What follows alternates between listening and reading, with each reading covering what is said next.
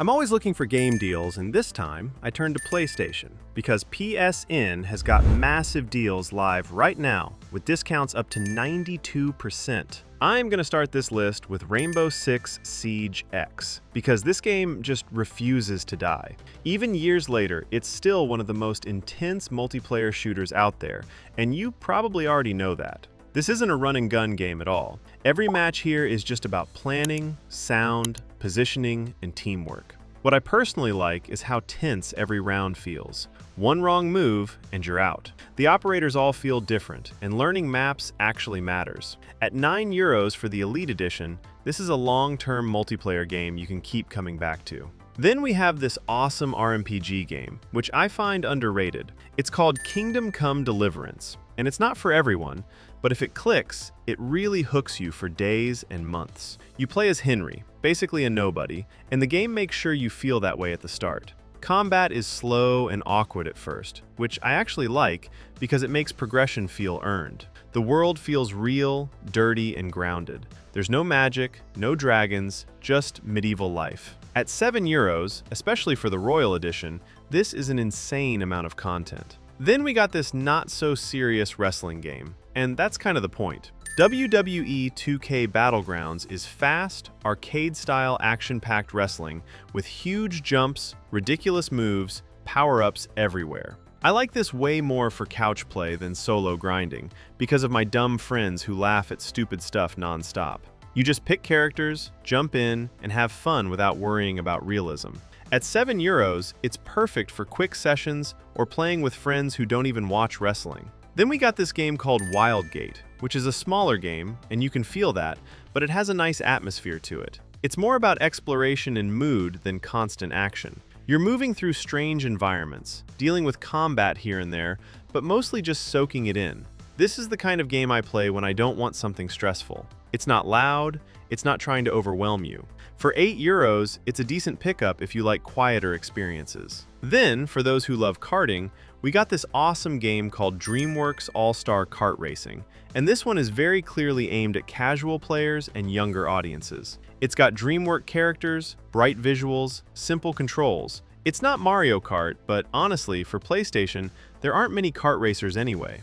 I'd mainly recommend this if you're playing with kids or just want something super easy to jump into.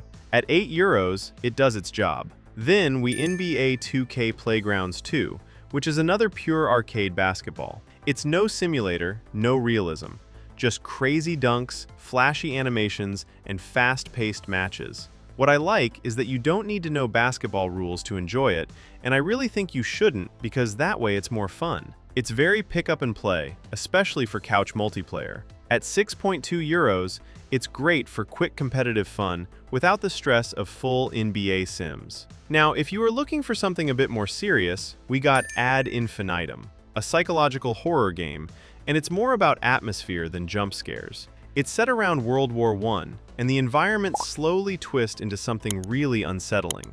You spend most of the game exploring, solving puzzles, and trying to understand what's real and what isn't. I like how it takes its time and doesn't rush things. At €9, it's a solid choice if you enjoy slower, story-heavy horror. Next up, we got this game called After the Fall, a co-op zombie shooter, and it's clearly designed to be played with friends. You're running missions, shooting hordes, upgrading weapons, and replaying content. Solo is fine, but co-op is where it shines. It reminds me a bit of Left 4 Dead, just with more progression systems. For €6, it's a good excuse to grab something you can play with friends online. Then we have the classic Alien Isolation, which is still terrifying.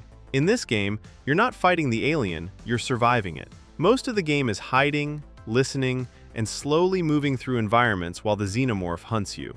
What I love about this game is how patient it is. It lets tension build naturally. No cheap tricks. At €7.5, this is one of the best horror experiences you can have on PlayStation. Then we have one of my favorite stealth action games, A Plague Tale: Innocence. And this really surprised me when I first played it. It's very story-driven, very emotional. You play as Amicia, protecting her little brother in a brutal medieval world full of disease and chaos. Gameplay is mostly stealth and puzzles, but the real strength of this game is storytelling and atmosphere. At 8.7 euros, it's absolutely worth it if you enjoy narrative-focused games. Then we got Assetto Corsa, a serious racing sim for those who are not here to mess around. This is not forgiving at all.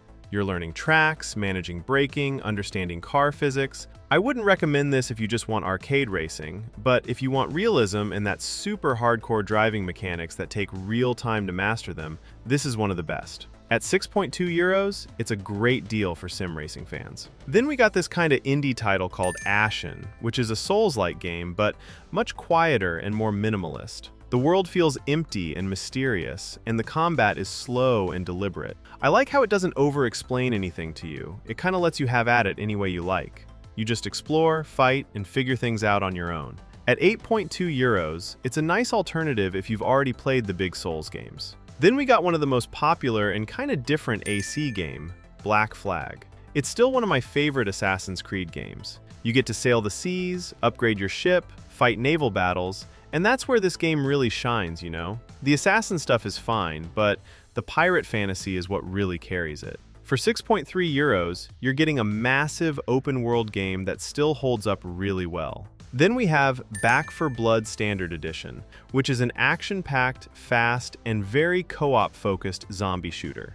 You're mowing down zombies, managing builds with the card system, and replaying missions. It's not perfect by any means, and it's got quite some rough edges, but with friends, it can be a lot of fun. At 6 euros, it's much easier to recommend than at full price. Then we have Borderlands 3, which is a kind of pure loot madness for a game. You're constantly getting new guns, upgrading abilities, and blasting through enemies. The story isn't amazing, but the gameplay feels great, especially in co-op.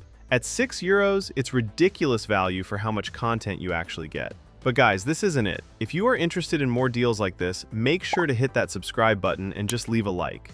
It's free, but it helps a lot.